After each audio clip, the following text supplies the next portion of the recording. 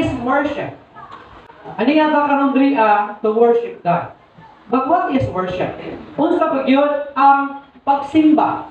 Now, the primary Hebrew word for worship, itawag kini siya og shacha. Meaning, worship is to bow down. Magyugbo. Ang sa worship, pagyugbo. Ang uban, flat, kanang pagkamang, paghapa, diha sa yuta. Or, kini ginatawag, humbly beseech. The Greek words of worship is proskuneo, meaning to kiss, like a dog licking his master's hand. Tama na, irok na, abot mo, dapilan siya sa inyong kamot. Wala, ang Greek word sa worship, wala ang meaning sa kini ginatawag proskuneo. Kini siya gisgutan 59 times in New Testament. It originally carried with it the idea of subjects falling down to kiss the ground before a king or kiss their feet. Pag maabot ang ilang hari sa himuon sa sulupon, muhapa sila, either mukis sila sa yuta or mukis sa tiil sa hari. Nagpapasabot ka na sa Greek words, proskuneo. Another one, na Greek words is sibumai. Siyempre, pagpasabot sa sibumai. Sibumai is to reverence. Talahuron with kaayo. And used 10 times in New Testament. Another one is latrio, to render religious service. Paghatak sa reliyosong bulwaton, paghimo sa reliyosong bulwaton, used 21 times in the New Testament. True worship begins with a deep respect. Magsugod siya sa usa ka lalong nga pagtahod diha sa kalahuron nga Dios. A free mong heart, ang hulma sa imong kasing-kasing sa diha nga mag-worship ka sa Ginoo. Unsa ang hulma sa imong kasing-kasing? Unsa ang imong attitude sa diha nga magsimba ka sa Ginoo? Manang muhat kita sa balay sa Ginoo to worship God at tuagyod natan-aw susihon ang akong kasing-kasing. Ang atong attitude, ang forma sa atong kasing-kasing, ato ang susihon sa diha, maruhat kita sa balay sa Ginoo to worship. Mabi ka importante nga, Sabado pa lang, prepare na ta, nga makiksuga sa Ginoo, makiktakbo sa Ginoo. Kanang nagasimba sa Sabbath day, sa Old Testament. Friday, una, pag-abot pa lang anang alas 12 sa kadlawon o sa umang gabi, walang may mulihok o trabaho ana sa ilang. Ang ilang mga katapang, mga subukan, di na magtrabaho, di na magluto. Ang mga hayop-hayupan nila dito sa Kusway, starting sa alas 12 sa gabi, until po sa alas 12 na gabi, sa ilang ng Sabbath day. Kaya kanang adlaw, ilahang ikahin ang ilang kaugalingon para sa pagsimba sa Ginoo. Inana ang pag-worship sa Ginoo. Pero kita, karon ng mga modern, ng mga worshipers sa Ginoo, alos dili ta andam mga tubang sa Ginoo. Bago ka sa balay sa Ginoo na kanang dili ta andam. Nga tong heart dili andam, nga tong kaugalingon dili andam. Lugay mo batang, dili excited kita bago sa balay sa Ginoo. Dili excited na mag-worship sa Ginoo. Dapat excited ka mag-worship sa Ginoo kaya nga ito ang isimba ang ayan siya nga pagayugbuan. Tungod kay hilabihan niya na pagkahalanggon, palahuron. An act of worship is an act proceeding from or the result of that attitude. Kaya kung unsa ang resulta sa akong pag-worship sa Ginoo, bumikan ka na kung unsa pod ang atoang attitude.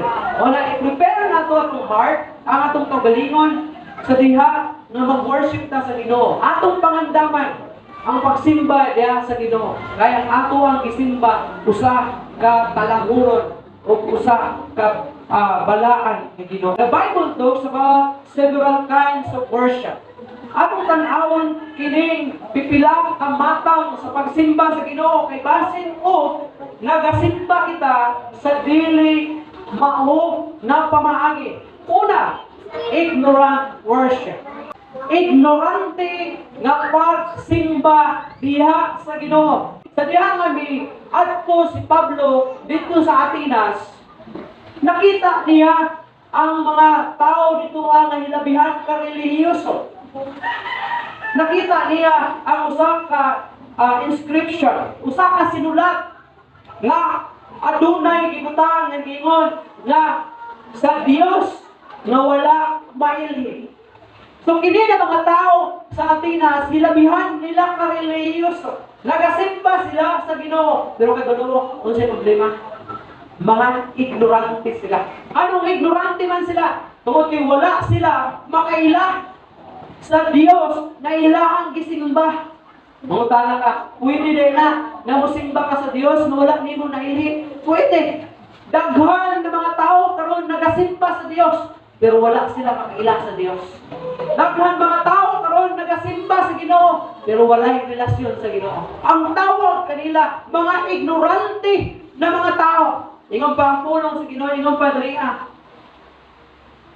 Ingon pa sa Acts 17:23, for as I was passing through, samtang miyagi ako, may nakita ko nga object sa inyo, nga inyo ang gisimba, and I even found an altar. Nakita na ako ang usa ka altar, nga adunay sinulat, ug ang sulat mao kini, to the unknown God. Sa Dios na wala mailhi. Therefore, mianhi ako dinhi aron sa pagwali, pagsangyaw kay ang Dios nga wala ninyo maili, mao kana ang akong iwali dinha kaninyo. Paul perceived that they were very religious. Mingon si Paul, na kini sila ng mga tao, hilabihan ka mga relihiyoso. Hilabihan ka mga relihiyoso. But he warned them that their religious service was not pleasing to God, for it was done without knowledge of what God wanted or even who God was. Tanawa kini ng mga tao, hilabihan nila ka relihiyoso, pero ipasilangan sila ni Pablo na ilahang pagsimba dili makapahimuot sa Ginoo. Ang ilang pagka-relihiyoso dili makapahimaya sa Ginoo. Ang pangutana ka man, napasilunggan ba nimo ang Ginoo sa imong pagsimba sa iya? Kasi naa ka nato diriya, nagasimba sa Ginoo, pero walang mahimuot ang Ginoo. Kaya ikaw nagasimba, nga wa gani makaila kung kinsang imong gisimba. Lahi ang relihiyoso o lahi ang Dios man. Kini ng mga tao, they are very religious. But si Paul nagpasilaan kanila na ang Dios wala malipay sa ilang pagka-reliyoso. Kaya kini sila naghimo sa ilang pagsimba sa wala nila mailhi na Ginoo. Daghan karon ng mga tao relihiyoso pero dili Dios man. Kung si Paul mismo nagpasitaan na dili malipay ang Ginoo, bisan ikaw gasimba sa iya, mawag ka man lang makaila nganha kanhi. Basin naay gasimba diri mawag gid makaila sa Ginoo, dira sa ilang kinabuhi. Si Paul nag-warn kanimo, nagpasitaan kanimo, ug malipay ang Ginoo sa imong pagsimba. Kami nato bitaw na every time the worship ka sa Ginoo is ma-please nato ang Ginoo. Dili tanan nagasimba sa Ginoo, ma-please ang Ginoo. Kaya naay gasimba, mawala makaila sa Ginoo. Ang ignorante pagsimba sama sa kining darts. Ang ignorant worship mura daw kang kalabay og darts sa usa ka bull's eye na portion na diin naka-blindfold ng imong mata. Sigurado maigo nimo ang bull's eye, pero una ka maka-bull's eye, makahimo una ka og daghang mga damage sa palibot. Ignorant worship in another. You will done a lot of damage kung ikaw maghahatag o magahimo sa ginatawag ignorante na pagsimba. Ignorant worship is not pleasing to God, for He is not glorified by accident. Dili yun malipay ang Ginoo. Kay kung buod nimo simbahon ang Ginoo, dapat intentional. Wala ka na pubos. Wala ka misimba sa Diyo tungod kay gisponsoran ang imong anak. Wala ka misimba sa Diyo tungod kay part ka sa worship team. Wala ka misimba sa Diyo tungod kay magtutudlo ka sa Sunday school. Wala ka miyaanhi diri sa Diyo tungod kay membro ka diri sa Diyo. Kung dili misimba ka sa Ginoo ay gitinguha nimo. Kay mao ni ang imong gusto nga himuon, na simbahon nimo ang Ginoo. Iman nato. He is not glorified in accident worship. Kung walay accidente nga worship, walay simba nga dili tinuyuan. Kung nisimba ka man nga dili nimo tinuyuan, dili malipay na nimo. That is ignorant worship. Ignorante nga matang na siya sa pagsimba sa Ginoo. Kung mianhi ka lang dili by accident. Wanang make sure na mianhi ka kung kay intention nimo nga simbahon ng Ginoo. Sabi ninyo, pag intention nimo nga simbahon ng Ginoo ang kinabuhi. Prepare ka. Mangandam ka. Usaon sa pagpangandam. Sabado ka lang, pagtulog ka lang nimo ng gabi, sayo ka matulog, kay minun ka, musimba ko. Inanglan sayo ko matulog. Pag-abot, pagka-Domingo, magunaw-na ka, sayo ko mubangon. Kay musimba ko sa Ginoo. Kaya bitang ipakita nimo na excited ka ngadto sa balay sa Ginoo. Kay tinguha gayud nimo mapasindong ka ng Ginoo, simbahon ng Ginoo. Dili kay murang bitong napugos. Na, kasi pingon ka ba nga? Simba ko okay. Mo ba yung kasimba niya aming Ginoo? Kasi matingalan sa pastor. Ha? That is ignorant worship. Ignorant nga matang sa pagsimba. Kung kailan ka ang Ginoo, every time na mag-worship ka sa Ginoo, every time na pagitaon mo siya, you should prepare your heart, yourself mismo. Ang pulma sa iyong heart. Pag ito, dili siya necessary nga, worship ka sa Ginoo, kaya dagang ka problema. Musimba ko karon kay dagang utang na bayaron nga. Dili na anak. Nakakadriya sa church, dili aron kay ihatag nimo ang problema sa Ginoo, kung dili nakakadriya sa church kay simbahon nimo ang Ginoo. Dili kay mani ka sa balay sa Ginoo kay magpasaan ka og dagan na problema ug mingon ka Lord. Naala mo problema na ako, ikaw ni bahala. Kung ikaw kilikanan, every time kung anak mo doon sa imo nga dunay problema nga dalaman pay ka. Naay panahon na idamot nimo sa Ginoo ang imong mga problema. Tapos ang mana, pwede nimo himuon sa imong balay, pray ka sa Ginoo. Pwede nimo himuon prayer meeting. Ngayon the Lord at man mga problema. Kapangi ko. Pero pag abot na dali sa worship, di na taghatag sa problema. Kundi pagsimba sa Ginoo. Paghatag sa imong balas nga matang sa pagsimba sa Ginoo, it's because kay imo siyang Dios, kay imo siyang Ginoo na angay nga pasinunggan, angay pasalamatan, angayan nga dayon, angayan nga yumuan. Kay siya halangdon ng Dios. Ignorant worship is not pleasing to God. For He is not glorified by accident. He is not glorified by accident, but by conscience. Praise of His name. Dapat imong heart, reading ang worship sa Ginoo. Reading ang uyugbo sa Ginoo. Manang ka mo kung namin mga problema na sa balay.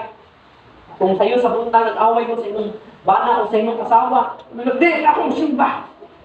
Di lang akong simba. Yan, mapubos lang siya pag-simba na lang ko.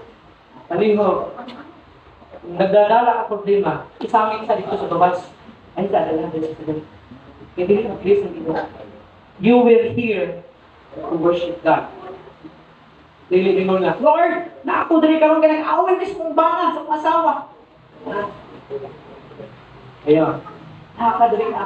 Dubuan ni mo ang Ginoo. Dahil mo ni mo ang Ginoo.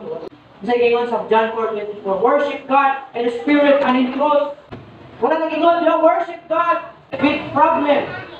Worship God in spirit and in truth. Simbaha ang Ginoo diya sa espiritu o sa kamatuoran. John 4:24. That's why kung magsimba ganit ka sa Ginoo, don't be ignorant. Because God will not please in ignorant worship. In Acts 17:30, katong ibasa kanina, God does not wink ignorant or ignorance. Ito maning wink, God will not tolerate. Dili itolerate sa Ginoo ang ignorant worship.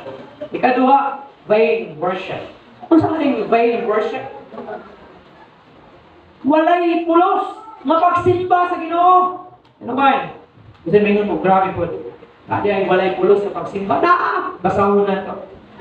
Matthew 15:7-9. Tig pagkaaron ingnon. Pakaayo gayong pagkapropesiya ni Isaias. May tungod kaninyo sa iyang pag-ingon. Kining mga tawhanan nagpasilungog kanako, pinaagi sa ilang mga ngabil, apan ang ilang kasing-kasing, layo kanako. Kawang lamang ang ilang pagsimba kanako, kay ilang gitudlok ingon nga doktrina ang mga lagda sa tao. Salamat. Kini siya i-relate, kini siya ni Jesus Christ. Ano ba? Si Jesus ano nga tayo? Natagbo niya ang mga Parisiyo. Pag may yung Parisiyo, mga eskriba, kini na mga tao, they are very religious leaders, they are religious people. Mga Parisiyo, mga eskriba, na mga tao. Bilhin niyo, nasugat sila ni Jesus sa adlaw. Kung sa iba ni Jesus. Kamu, mga tigpaaron ingnon. Tama ang propesiya ni Propeta Isaiah na inyong mong gisimba sa inyong mga ngabil, pero inyong kasing-kasing halayo ka na. That is vain worship. Basin ba yan? Kunti ninyong tayo sa Ginoo. Sige, ang tanong ko kanina. Ang tanang tribo magaday. Sige, kanta. Pero, kumusta yung mga heart? Makaingon ba ka? Kahit kung pinagkanta ka, ang tanang tribo, magaday, kanino, nag-worship na ka sa Ginoo. Makaingon ba ka? Yes, Lord, di-worship na ka. Panguta na. Kumusta man ang imong heart? Basig ang imong nabil doon sa Ginoo. Pero imong heart, halayo sa Ginoo. Mabit lang, kung muadto ka sa balay sa Ginoo to worship God, make sure na muadto ka dito aron sa pag-worship sa Ginoo, which is mauna ang gingon sa Ginoo. Simbahan ang Ginoo, diya sa Espiritu ug sa kamatuoran. Kunti mo na ikinahanglan sa Ginoo kung gusto ka mo simba sa Ginoo. Di lang ang imong habil, kundi pati ang imong heart, pati ang imong lawas. Prepare! Mga mga tubang sa Ginoo. Hindi ba mga Israelites sa dula sila 3 days na makitagbo sila sa Ginoo. Inom doon, naulipon ang Israelites diya sa yuta sa Ehipto, sa nasin sa Ehipto. Ningon sila kang Paraon, haring Paraon, tuguti mi. Nabuad to sa kamingawan. Kaya makitagbo mi sa Ginoo. Hindi ito tagpo-tagpo na basta-basta lang, murag kaayko lang kagtao. Makikitagpo sila sa Ginoo dito sa kamingawan. Kung sila limuon dito sa kamingawan, makikitagpo sila sa Ginoo. Mag-fasting, magluhod, magtay, magsimba sa Ginoo. Maingon ka, buhat ko sa stanyo, kay magsimba ko sa Ginoo. Make sure, nakapagabot mo dali magsimba dito sa Ginoo. Makitagpo ko ka sa Ginoo. Kaya sa imong katagpo, ang Ginoo. So, dili ka mag-text-text, dili mag-story-storyas na pa. Kaya makitagpo ka sa Ginoo. Nakakagatindog o galingkod ka, diya sunod sa simbahan, imong heart is buto-buto, gadayik sa Ginoo. Ingon ang ulo sa Ginoo. Ako, mga tigpakaroon nun. Ano siya? Tama ang gingon ni Propeta Isaias. Magisimba ko ninyo, pinahagi sa inyong mga ngapil, pero ang inyong kasing-kasing, alayo ka na ako. Kinsa yung gina, baka kinaiyo sa mga tao. Kinsa man yung mga tawahan, mga Parisiyo, mga eskriba, mga pangulo sa sinaguga, mga magbubuhat sa templo, kanyang mga tawahan. They are very religious. Sa Biblia, mga Parisiyo, eskriba, these people are very religious.